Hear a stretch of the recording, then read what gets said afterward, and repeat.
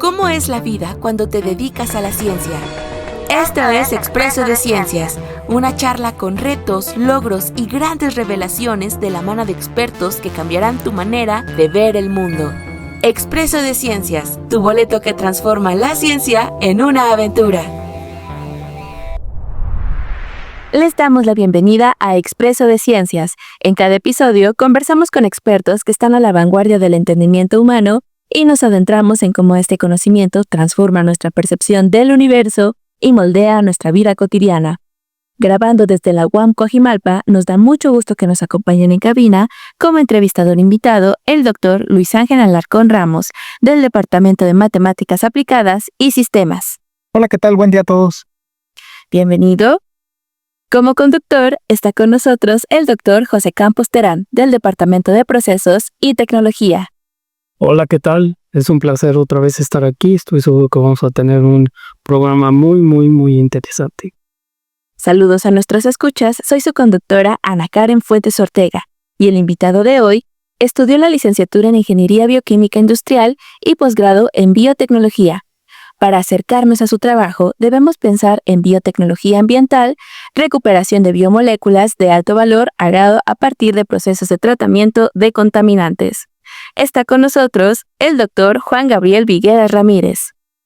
Hola, buen día. Agradezco mucho la invitación a Expreso de Ciencias y estoy muy contento de estar aquí representando al Departamento de Procesos y Tecnología. Excelente, pues bienvenido a la cabina, bienvenido, es un placer tenerte aquí. Y bueno, al leer tus semblanzas, tenemos una ligera idea de qué nos puedes hablar, pero primero tenemos que ir al origen. ¿Cómo eras de niño? ¿Cómo describirías tu infancia? Pues un niño feliz. Me gustaba la parte de andar investigando, andar indagando. Jugaba mucho en la calle. Bueno, soy de la generación de los 80s, 90s, de andar jugando mucho en la calle. Pero también me gustaba mucho asistir a la escuela. Y curiosamente, por esos años, en Mesa inauguraron una biblioteca. Y una biblioteca con libros muy bonitos. En la sección de niños había libros de estos tridimensionales y también había mucho libro de ciencias y todo eso era así. Sí. Ok, excelente. Entonces esa curiosidad y ese interés por aprender y por estudiar nuevos temas está desde niño. Pero entonces, ¿en qué momento de tu vida decidiste que tu rumbo iba a ser la bioquímica o tu campo de estudio? Yo creo que hubo como varios puntos ahí durante la vida, ¿no? Recuerdo de pequeña estar haciendo extractos ahí de plantitas y mezclándolos con medicinas, y eso porque mis primos tenían gallos, y entonces cuando los curaban, había que adicionarles, ellos les ponían antibióticos, y yo entre juego y juego, pues hacía ahí mis extractos, según yo tratando de mejorarlos. Y luego otro punto así clave, la secundaria. La secundaria, estudié en una secundaria diurna donde los laboratorios tenían microscopios, sistemas de destilación, o anduve en algún momento preparando un feto de vaca con formol. Y entonces, que no lo llevé yo, de hecho lo llevaron otros compañeros, pero ellos les dio cosa como eso de manipularlo y lo dejaron ahí. El profesor dijo, pues ¿quién? Y el CETIS, estudié en un CETIS que lleva la carrera técnico en químico industrial y ahí llevaba microbiología. Entonces la microbiología también fue para mí, pues en ese punto, algo nuevo, pero también impresionante, ¿no? Ok. Pero ¿de dónde eres originario, Gabriel? ¿Dónde naciste? ¿Y hubo alguna influencia de algún pariente? Digo, ya mencionaste a tus primos con los gallos, pero ¿por ahí alguien que te haya motivado de tu familia? Pues bueno, yo nací en la Ciudad de México, en la colonia Morelos, y luego viví en la Aragón, en Nesa, prácticamente toda mi niñez la pasé en Nezahualcóyotl, y hubo influencia más como de profesores, o sea, yo ubico más la de los profesores hacia la parte de la ciencia y la tecnología. Sin embargo, en la casa había talleres, o bueno, mi tío tenía un taller de bicicletas, entonces ayudábamos, Y ahí me gusta mucho eso de armar y desarmar cosas. Motores, ¿no? Ya sabes. Y también ya en lo que es la secundaria, esa me regresé al Aragón, a la casa de una tía. Ahí cursé mis estudios de la secundaria y ahí había un taller de vitrales. Entonces un tío, bueno, fíjate, ahí sí había un tío que él, el fundador de ese taller de vitrales, hacía los esmaltes para las grisallas. Entonces él sí tenía un poco la parte química, ¿no? Y él, de hecho, sí recuerdo también que me hacía mucho énfasis del ser autodidacta, ¿no? Y tenía una gran cantidad de revistas y cuestiones relacionadas con ciencia. Ah, ya ves, andabas dejando a tus tíos fuera del lugar. Muy bien. ¿En qué momento decides entrar a nuestra universidad? Decides, tú eres egresado de la UAM y cursaste aquí tus estudios. ¿En qué momento, cómo fue ese momento de decir yo quiero estar en la UAM, en la Universidad Autónoma Metropolitana? Sí, saliendo del CETIS había que decidir, ¿no? Y de hecho, en la casa había un folleto sobre biología. Entonces fui a indagar a la UAM Iztapalapa sobre esa carrera, pero a la vez me dieron información sobre biología experimental. De hecho, revisé y inicialmente apliqué para biología experimental, me quedé en biología experimental, pero ya estando allá adentro, conocí ingeniería bioquímica industrial, que además mi esposa es ingeniera bioquímica industrial. Entonces también ahí como que me platicaba la parte más de la industria. Ella sí había estado incluso desde la prepa ya en algunos laboratorios farmacéuticos de extracción de... Pero no era tu esposa en ese entonces. No, pero convivíamos mucho. Dije, ya tenía esposa, Gabriela, vendrá a la UAM. Y brinqué a ingeniería bioquímica industrial y de ahí, bueno, pues ya... pero sí ya traía la parte microbiológica, o sea, siempre biología experimental era la parte del estudio a nivel de genes, proteínas, etc. Entonces... Pues bueno, ahorita con lo que comentas de que eras, digamos, visitante en las bibliotecas, déjame comentarte que yo también era un asiduo visitante, sobre todo para leer libros de ciencia y tecnología. Pero una pregunta, por ejemplo, ¿realmente alguien te ayudó a decidir por estudiar este tipo de licenciaturas, de cuestiones biológicas? Es decir, viendo estos libros o viendo desde tu niñez o por conocidos, como dices, ¿no? Que tu tío de alguna manera influyó en ese aspecto. Pero algo que te haya decidido fundamentalmente haber estudiado esto, porque yo cuando era niño, me gustaba leer mucho los libros de ciencias, pero no tenía claro qué estudiar, ¿eh? O sea, me gustaban matemáticas, me gustaba tecnología, me gustaba computación, pero yo no tenía claro, por ejemplo, qué estudiar. No sé si tú tuviste como alguna guía o algo que te decidiera tomar ese camino. Sí, yo entiendo aquí a Luis, porque de las bicicletas y los vitrales a los microbios sí hay una gran diferencia. Sí, de hecho, yo creo que me inclinaba más hacia la parte de electricidad, por ejemplo, motores, cosas por el estilo, pero en el CETIS y la secundaria creo que fue el punto clave. Esos laboratorios de ciencias en la secundaria y ver al microscopio, en la preparatoria, igual preparar cultivos microbianos y ver en el microscopio lo que había crecido, la verdad es que sí fue esa cosa que hace el clic de quiero algo en la parte biológica. O sea, sí fue ese punto. Y de hecho ya cuando supe que existía bioquímica y que además tenía como un enfoque industrial, entonces ahí era como donde también cuajaba bastante bien. Que realmente actualmente sí combino la parte básica biológica, pero trato luego precisamente de meter mano a cosas donde está la parte eléctrica, electrónica, que no me siento muy, digamos, con la suficiente preparación. He tenido ahí como ciertos upgrade, actualizaciones, donde me ha dado de alguna manera confianza el meter mano en ese tipo de cosas, porque me gusta, pero no lo traía. O sea, no lo traía de formación, ¿no? A nivel de la universidad. ¿Y nos puedes dar un ejemplo de eso, de lo que tú haces ahora de investigación y cómo has logrado, dices, esto biológico con electrónico, quizás computación? Un ejemplo que nos puedas dar. Nada más recuerdo que tenemos un auditorio bastante amplio, entonces que sea un ejemplo quizá que podamos ver en nuestra casa o quizá en algo que usemos. Sí. Actualmente la parte así que ya tiene como la combinación, porque estaba muy cargado a la ciencia básica, estudio de proteínas, microorganismos.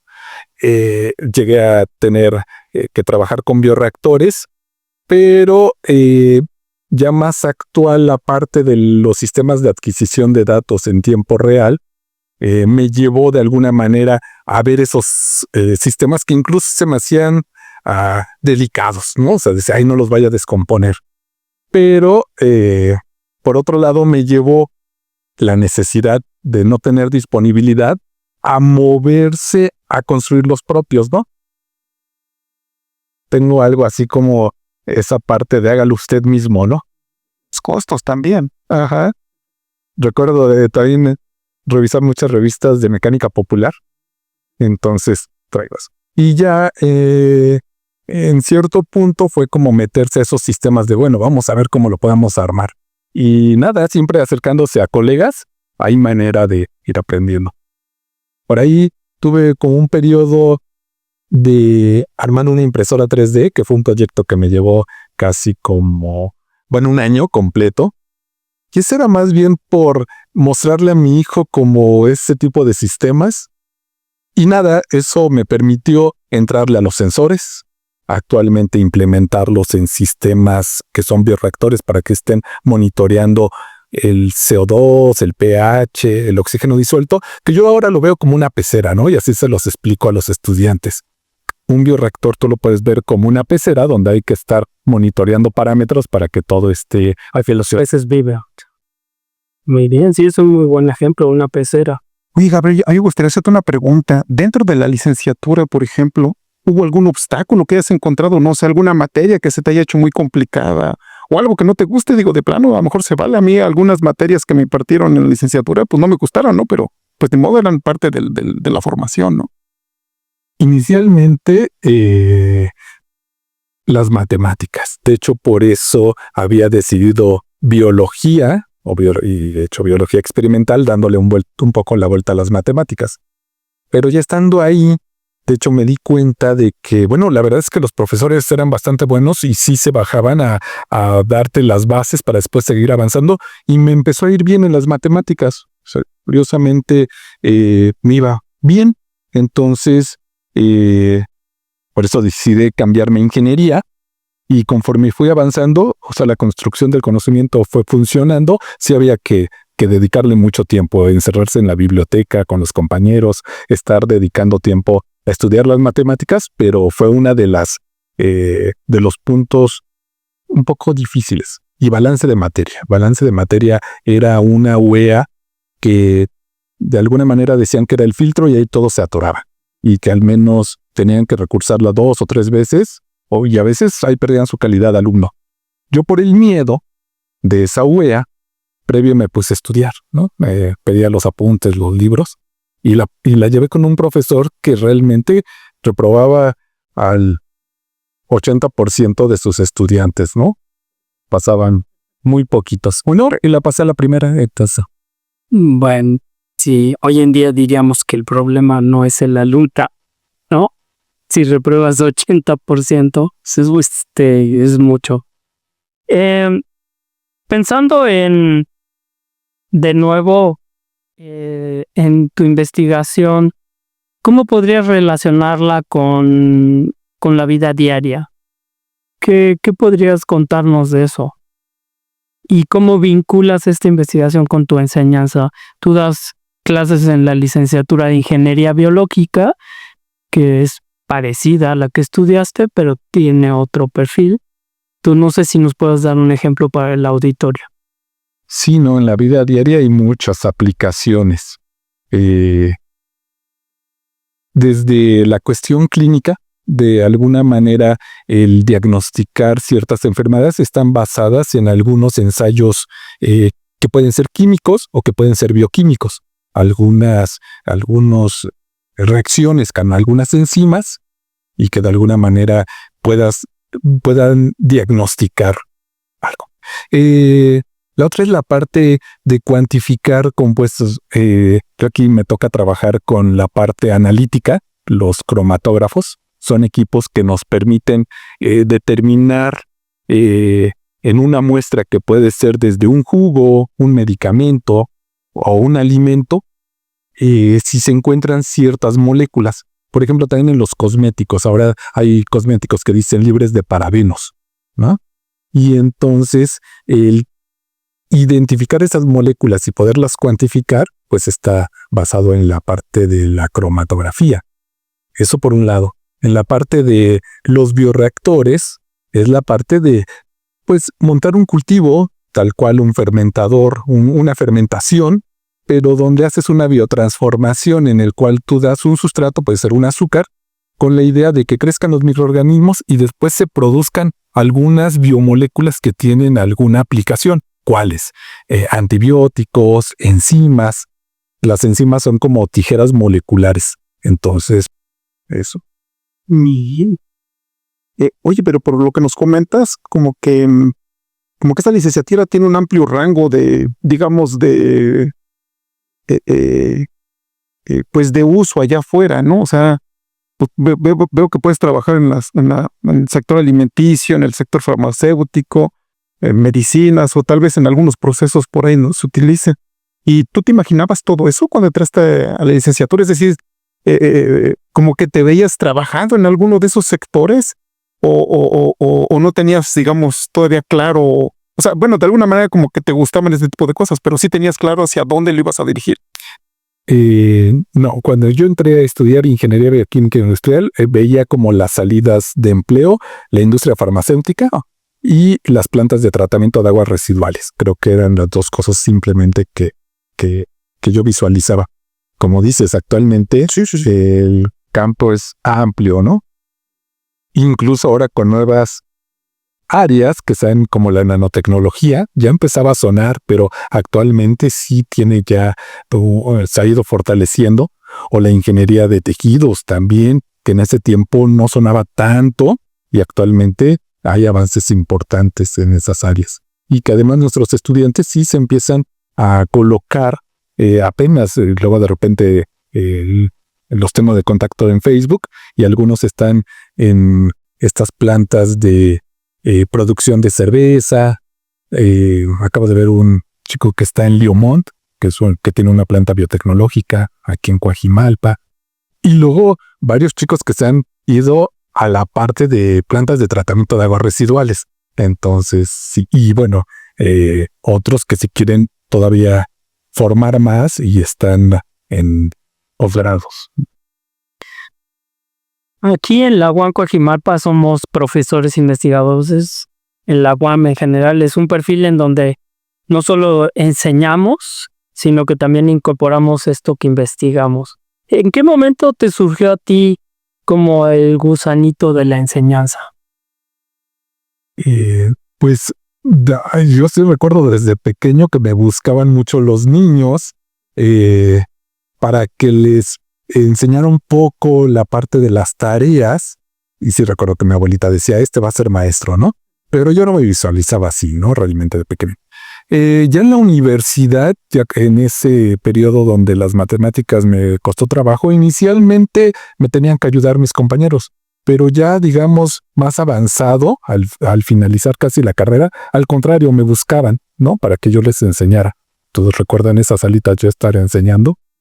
Y ya la parte del posgrado sí te hace cambiar y pensar de que en algún punto tienes que enseñar y transmitir esta información. Y actualmente lo hago con gusto. Además, actualmente sí es esta parte de transmitir toda esa información que empieza uno a tener, pues cómo hacerla que nuestros estudiantes la adquieran y les sirva, ¿no? A mí me da mucho gusto cuando de repente me llegan a hablar por teléfono y me dicen, lo que vimos en esa clase ahora me está sirviendo porque lo apliqué así y así. Oye, una preguntota. ¿Y qué te gusta más? ¿Qué faceta te gusta más? ¿La de docente o la de investigador? ¿Y te imaginaste como investigador cuando empezaste a estudiar la licenciatura? Pues no, yo no me imaginaba como investigador, ¿no? O sea, me imaginaba yendo más bien a trabajar a la industria. Aquí mi puesto es técnico académico y sí doy docencia, me encargo de algunos equipos y sin embargo la parte docente la tomo como algo que me toca hacer y lo hago con gusto, o sea. Pero la parte que más me llama es la parte de estar resolviendo problemas y me toca colaborar con muchos investigadores e investigadoras que la verdad es que tienen formas muy interesantes de resolver problemas y la verdad es que esa parte me gusta, o sea, me gusta el irme pensando a mi casa en esos problemas que nos planteamos con los colegas o las colegas y entonces luego llegar y tratar de resolver. Entonces, esa parte O sea, como buscar soluciones es lo tuyo, digamos, de alguna manera, ¿no? Claro, dentro de tu ámbito de expertise, ¿no? Entonces, Y por ahí ambos han hecho algunos cursos muy interesantes, ¿no? De Arduino, que es una herramienta de adquisición de datos. ¿Por qué no nos platicas un poco cómo llegaron a ello? Quizá eso sea interesante para el auditorio. Sí. Fíjate que ya en algún momento habíamos platicado cuando fue el AppSit, cuando tú eras como coordinador, nos juntaron en un salón para hacer, y salió un proyectito más bien con la gente de diseño, con Sila, Alejandro, Montserrat, y recuerdo que había asistido por ahí Luis, pero luego como anda bien apurado, ya no se integró del todo. Pero siempre habíamos estado más o menos ahí como que nos habíamos visto en esa parte.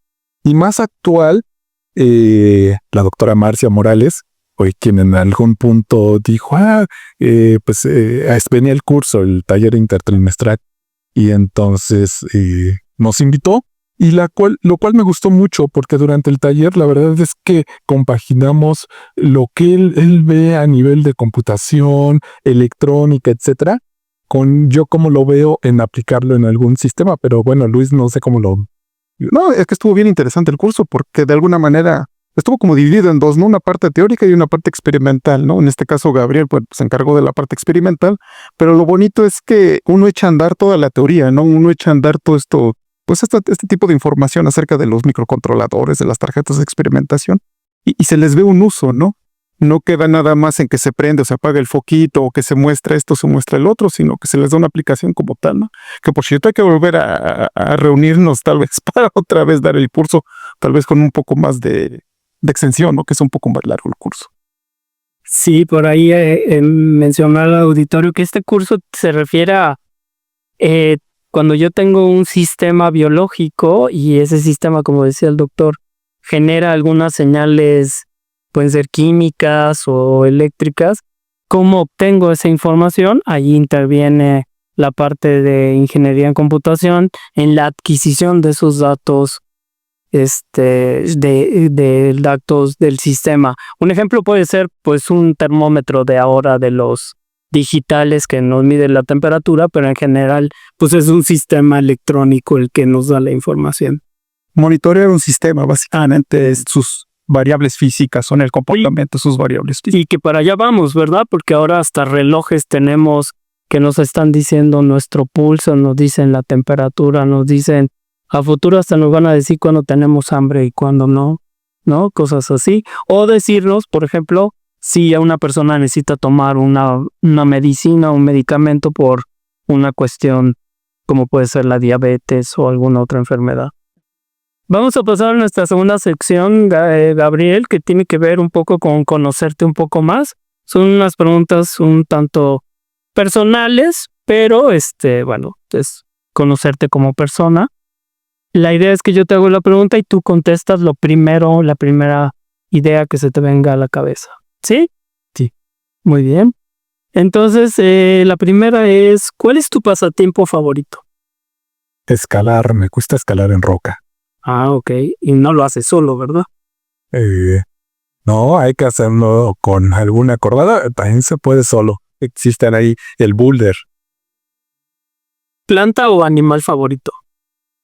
animal el gato. Bien. La pantera, ¿no? ¿Tocas algún instrumento musical? No. ¿No? ¿Cuál es tu libro favorito? Me gusta leer, bueno, leo cosas muy técnicas, pero también me gustan los relatos de aventura, de montaña. Entonces, últimamente leí el libro, se llama Annapurna.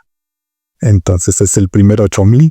Entonces, nada, es muy interesante la aventura y ¿El primero 8000 te refieres al primero que se escaló? la primera montaña de más de 8000 metros que se escaló en la nada. Está interesante. ¿Quién es tu cantante o grupo favorito? Actualmente es variado, pero me gusta Caifanes, Celso Piña, el rock. ¿Ok? ¿Tienes algún talento oculto? Pues no tanto oculto, pero soy mucho de hágalo usted mismo. Y entonces en la casa hago desde la instalación eléctrica hasta la instalación de plomería o hasta arreglar mi carro en cosas. ¿Ok? Y todos funcionan. Generalmente. Todavía no tengo que ir al mecánico a decir, arme de usted. No eres de los de que, ay, me sobraron piezas. No, muy bien. ¿Científico o científica que te inspira? Charles Darwin. Muy bien. Y en una sola frase, ¿qué significa innovar para ti? Estar en la frontera del conocimiento. Básicamente, muy bien. Bueno, muy bien. Ahora vamos a pasar a otra sección. Y una pregunta que siempre en este programa se hace y tiene que ver con nuestra vida aquí profesional es cómo se compagina una carrera científica con una vida personal. En tu caso, ¿cómo lo logras? Horarios, ¿no? O sea, esa parte de quedarme muy tarde lo hice mucho tiempo y a veces lo hago, pero hay veces que digo, no, ya, tengo que parar, mañana sigo el trabajo, hay que ir a ver a la familia, hay que convivir, etc. De acuerdo. Sí, a veces esa parte es bien complicada, ¿no? La de, ahora sí que satisfacer tus tiempos tanto aquí en la investigación como en la familia, ¿no? Es algo bastante difícil. Pero, digamos, ¿tu familia, por ejemplo, acepta el que luego llegues tarde o no te dicen algo? Porque a mí sí me reclaman. No te dicen, oye, eso está bien, eso está mal, o cómo le haces para que no se enojen, básicamente. No, como dices, eventualmente sí se nota, ¿no? Sí, un poquillo, pero por eso hay que ser un poquito estricto precisamente en los horarios para que de alguna manera, porque ellos mismos a veces ya están generando un plan y si uno llega y dice no voy a poder, muchas veces lo aceptan y entienden nuestro trabajo, pero también uno hace el esfuerzo por cumplir. Sí, o sea, nuestro trabajo tiene esa peculiaridad de que un experimento pues no tiene un horario, ¿no? Algunos experimentos pues duran más de 24 horas. Una fermentación puede durar días y infortunadamente pues adquirirlo. De ahí la virtud de poder monitorear a distancia, ¿no? Por ejemplo, cosas que ustedes hacen y que permiten justamente seguir un experimento sin que estemos en el laboratorio, ¿no? Sin estar presentes, pero no deja de ser un aspecto. En otro sentido, ¿qué cualidades crees tú que debe tener una persona para dedicarse a la ciencia? Un poco pensando en aquellos futuros investigadores de nuestro país, gente que nos está oyendo y que a lo mejor tiene este gusanito de la ciencia. Pues gusto por el conocimiento, paciencia, no siempre salen las cosas a la primera e incluso sí requiere también ciertas habilidades en cuanto a ser organizado, que le guste hacer eso, pero que la apasione, o sea, sí requiere toda esa combinación de cosas que acabo de decir, puesto por por el conocimiento, los retos y Ok, bueno, seguramente hay muchas personas que nos están escuchando y tal vez ya están empezando a sentir esta cuestión de identificarse con que a mí me gusta aprender, a mí me gusta mucho relacionarme con la vida biológica. Yo también era de los primeros en levantar la mano en la secundaria cuando íbamos a disecar una rana, etcétera. Y en ese sentido, también podemos pensar mucho en cómo es la vida en un laboratorio. Estamos en una institución pública y en cualquier situación en la que a lo mejor no se permita asistir a las instalaciones, puedo pensar en la pandemia, por ejemplo. En una de las situaciones que se vivió fue en establecer turnos o visitas espontáneas a los laboratorios para revisar que todo siga en orden. Entonces, definitivamente es algo que requiere disciplina, requiere compromiso, interés, por supuesto, pasión tal vez por el aspecto biológico. Y eso es algo que los alumnos pueden tener al momento de entrar a sus respectivos estudios, a la licenciatura o a la ingeniería. Pero ¿qué cualidades considera que tienen una vez que salen? Hay una persona antes y una persona después. ¿Cómo describiría a la persona del después? pues son personas que de alguna manera resuelven, o sea, sí tienen en su mente el cómo resolver. Tienen muchas habilidades también de buscar los recursos para poder llegar a la solución. Incluso recursos de llamar a alguien que sepa más o conseguir el material. Saben meter las manos para hacer. Y también piensan mucho, o sea, la verdad es que son muy reflexivos. Yo actualmente que veo a quienes ya están en la industria, pues, y algunos en la academia también. Diego Gómez, lo recuerdo en el laboratorio, y muy analítico, pero que ahora ha desarrollado habilidades también de dirección, de grupos, etcétera. Entonces sí, es toda una construcción. Ay, que tengo una preguntota. Por ejemplo, en mi caso, que es ingeniería en computación, pues generalmente a los estudiantes o a los nuevos estudiantes yo les comento que, así como tú mencionas, ¿no? La idea es tratar de resolver problemas y en nuestro caso particular, pues utilizamos una herramienta que en este caso puede ser una computadora o un sistema digital en general. Pero en tu caso, ¿cuál sería esa herramienta, digamos, fundamental o principal para resolver problemas? Sí, hay varias. Métodos químicos, ¿no? De ensayos, que les decía, determinaciones, y luego así en cuanto a que tienen luego que pipetear, medir o poner soluciones, pero para eso hay que hacer cálculos de saber cuánto van a poner. Por otro lado, se llevan herramientas en bioreactores, entonces saben qué es un bioreactor, ya entienden cómo funciona, qué implica que muchas veces ellos tienen más el conocimiento de cómo hacerlo que funcione de manera general, apoyados en otras áreas que se dedican ya a construirlo, ¿no? También se llevan mucha información en la parte de la interpretación de los resultados y luego cómo comunicarlos. Creo que esa parte también es muy importante. Y se nota el crecimiento de esos estudiantes que llegaron sin conocer demasiado y cómo al final pues hablan, ¿no? En sus proyectos y pueden comunicar muy bien todo lo que proyectan y lo que logran resolver. Tú, en tu campo de investigación, de lo que acabas de mencionar, ¿tú cómo ves a la inteligencia artificial? ¿Crees que vaya a haber un impacto ahí?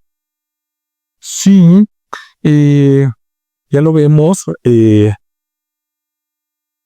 Apenas en uno de los equipos nuevos, estos HPLCs que se adquirieron, uno de los más nuevos, ya dicen que viene listo para que se le implemente la inteligencia artificial. ¿Y en qué sentido? Trae incluso una bocinita, de tal manera que tú le puedas preguntar o indagar cosas y pueda ser como un soporte, un apoyo para resolver algunos problemas, ¿no? Es cierto, creo que la inteligencia artificial también tiene un sesgo y luego comete errores, incluso un poco éticos, llega a tener sesgos. Sin embargo, es un apoyo y sí lo veo claro que así, incluso en la pandemia, hubo proyectos interesantes donde para que alguien accediera a un laboratorio necesita a veces el apoyo de gente que conoce más el cómo realizar procedimientos. Bueno, pues había un proyecto donde se ponían unos audífonos, unas gafas y una camarita y alguien de manera remota lo guiaba en pasos clave para que pudiera llevar a cabo su investigación. Ok. Es como la asistencia remota, ¿no? Básicamente. Pues muy, muy interesante.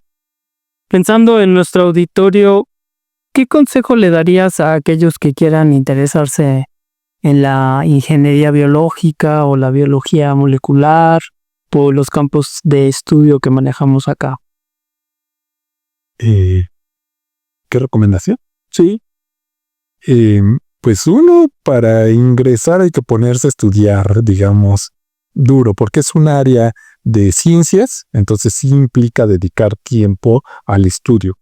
Y luego ya de ahí, una vez que ingresen, creo que disfrutarlo, saberlo con gusto, todo lo que sus clases, como dices, de repente hay clases un poco más pesadas, pero hay que cursarlas, y entonces incluso buscarles el gusto, de tal manera que esto transite. Y la otra es, una vez, la universidad no les va a dar todo lo que los va a formar para poderse insertar en el campo, y ellos tendrán que hacerse de herramientas extras, idiomas, otras habilidades, donde tendrán que irse formando porque la competencia es fuerte. Muy bien. Y bueno, siguiendo hablando de las personas que podrían estar interesadas en involucrarse con este campo de investigación, en ingresar a alguna licenciatura en ingeniería relacionada con la bioquímica, ¿por qué deberían estudiar específicamente aquí en Huancoajimalpa? ¿Y por qué, pues, compararlo con algunos otros programas de estudio que a lo mejor se parecen, pero qué de peculiaridad tiene aquí? Huancoajimalpa, bueno, de entrada es una universidad relativamente joven, tenemos ya 20 años, pero el campus está en muy buenas condiciones, es muy bonita. De hecho, cuando vienen los TikTokers luego dicen que parece universidad estadounidense porque hay lockers, etcétera. Pero además hay mucha cercanía con los profesores. Los laboratorios, la verdad es que también hay muchos materiales muy nuevos todavía que se pueden los pueden aprovechar muy bien, y otras tantas beneficios, ¿no? Como el costo de la colegiatura, que es muy accesible, el acceso a un comedor de calidad y a un costo de 10 pesos, entonces eso es muy bueno, pero sobre todo lo que es el nivel de formación que se pueden llevar también, porque todos los profesores de aquí tienen posgrados y entonces están muy bien preparados. Algunos también han estado en vínculos con la industria a través de proyectos o porque en algún momento estuvieron en la industria, y entonces eso también los hace Muy bien. Sí. Yo, por ejemplo, tengo una preguntita por ahí medio interesante. Cuando tú estudiaste, digamos, cuando te decidiste estudiar esto, ¿revisaste algunas otras licenciaturas? O la pregunta es, ¿por qué te decidiste la UAM? No, yo sí ya iba con la UAM en cuanto a que tenía un folleto. Tuve otra licenciatura que era guía de ecoturismo y estaba en Baja California, solamente allá. Y entonces esa era más por la parte del montañismo, es la que me llamaba, ¿no? Guía de ecoturismo. Y aquí lo más cercano al verte en los programas era biología. Pero luego cuando vi la parte más molecular y eso en biología experimental, fue la razón. Pero solamente vi esa de guía de ecoturismo. Y así se llama. Pero entonces, por lo que entiendo, bueno, ahorita, por ejemplo, esta parte de escalar, del montañismo, lo tienes desde todavía más antes, ¿no? ¿O cómo lo generaste? ¿Qué evento hubo en tu vida que dijiste, yo quiero subir montañas? ¿Viste el Popo, el Istla? Que sí estaba abierta en ese tiempo. En el tiempo de la secundaria, yo asistía a natación en la Clínica 23. Y ahí había un colega que estaba en cuestiones de buceo de rescate. Entonces, buscando por ahí, yo quería entrar a algo así como de aventura, ¿no? De hecho, saliendo de la secundaria hice examen para la Fuerza Aérea, que en ese tiempo se podía entrar desde la secundaria a estudiar, digamos, el bachillerato. Y entonces traía como ese gusanito de hacer algo como de aventura. Curiosamente, en ese tiempo no había internet. El internet está por ahí a partir del 95 aquí en México. Ilimitado, ¿no? Ajá. 90 y tantos. Bueno, cuando yo estaba en la secundaria era la sección amarilla y buscando algo de buceo me encontré Club de Montañismo.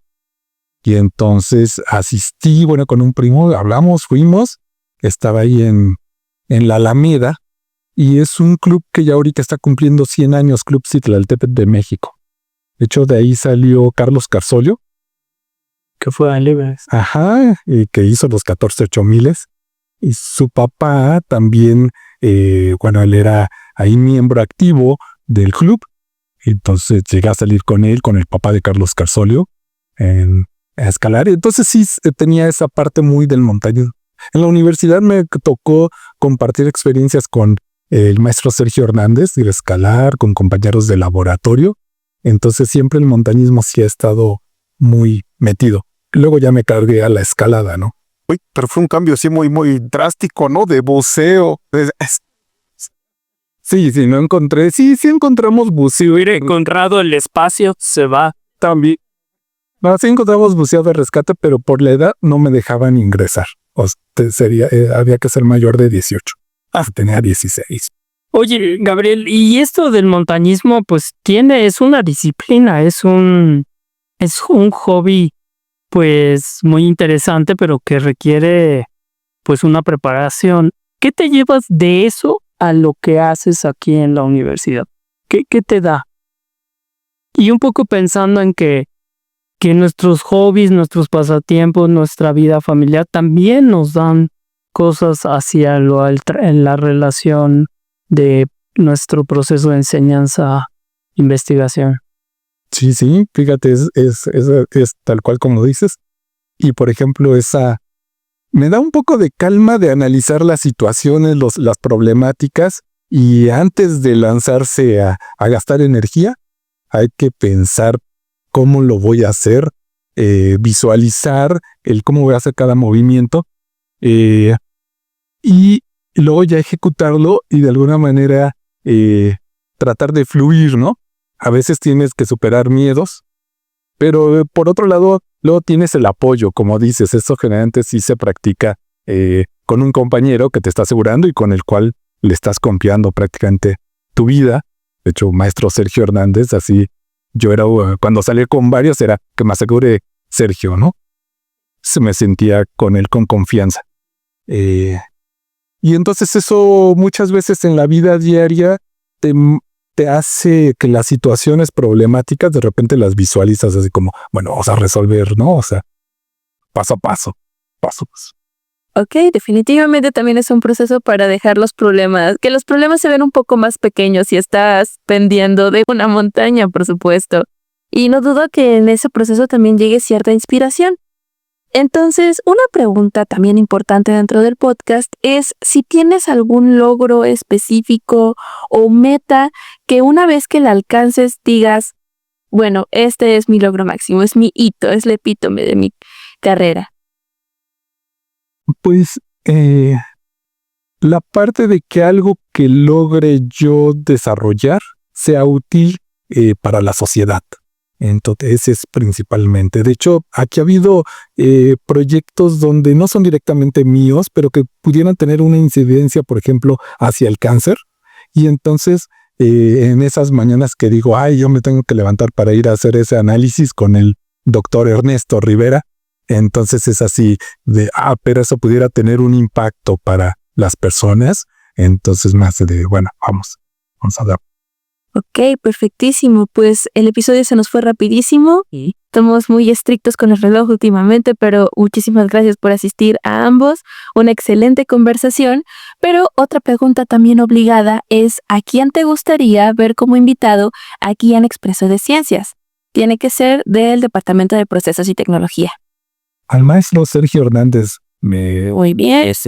Ya tenemos algunas preguntas pensadas, entonces. Ok, pues invitadísimo. La cabina siempre está abierta. Y la última pregunta de protocolo es, ustedes como invitados, ¿qué les pareció esta experiencia de estar aquí en Expreso de Ciencias? Tú ya habías estado. Sí, yo ya vi estar. No, a mí me parece muy importante este tipo de acciones, sobre todo para que el público o las personas en este caso, pues nos conozcan un poquito, ¿no? Sepan de qué se trata, sepan qué se hace. Porque insisto, ¿no? Yo cuando era estudiante, pues yo no tenía ni la menor idea de esto. Entonces, es importante, ¿no? Para que sepan qué hacer. Sí, por supuesto. A mí me gusta, me gustó y además lo sigo. Generalmente he visto algunas de sus entrevistas y sí me parece que para que nos conozcamos más, pero además nos conozcan de otros tantos lados, ¿no? Sí, así es. De hecho, a veces también como nuevos alumnos o de maestría, posgrado, licenciatura, tenemos una idea de qué queremos, pero no tenemos un perfil de quiénes nos van a impartir los contenidos. Entonces, pues muchísimas gracias por asistir. También a nuestra audiencia, si quieren escuchar al doctor Luis Ángel Alarcón, recuerden que él estuvo en nuestra segunda temporada en el episodio 9. Y bueno, espectacular entrevista, muchísimas gracias. Está increíble porque en este programa nos encanta hablar de ciencia. Compartimos descubrimientos, investigaciones y avances conversando con mentes expertas. Notamos cómo la ciencia cambia el entendimiento del universo y la vida diaria. En cabina escucharon al doctor Juan Gabriel Vigueras Ramírez. Muchas gracias por la invitación. Buenas tardes. Como entrevistador al doctor Luis Ángel Alarcón Ramos. Un saludo a todos, saludos. Como conductor, ya conocen su voz, al doctor José Campos Terán. Nada, un saludo, fue un gran programa, espero les haya entretenido, hayan aprendido algo y nos vemos en el siguiente episodio. Así es. También agradecemos al equipo técnico que se encuentra al otro lado de la cabina y a ti, que nos estás escuchando. Recuerden que hay un nuevo episodio todos los lunes, no importa que la UAM haya salido de vacaciones, aquí vamos a estar. Y también síganos en TikTok, en Spotify y en YouTube. Yo soy Ana Karen Fuentes Ortega y esto fue Expreso de Ciencias. Hasta el siguiente lunes. Esto fue Expreso de Ciencias, tu boleto que transforma la ciencia en una aventura. Recuerda que la ciencia nunca descansa. Mantente al tanto de nuevas investigaciones y experiencias. Te esperamos todos los lunes con un nuevo episodio. No olvides suscribirte a nuestro podcast y activar las notificaciones. Expreso de Ciencia es una producción de One Podcast.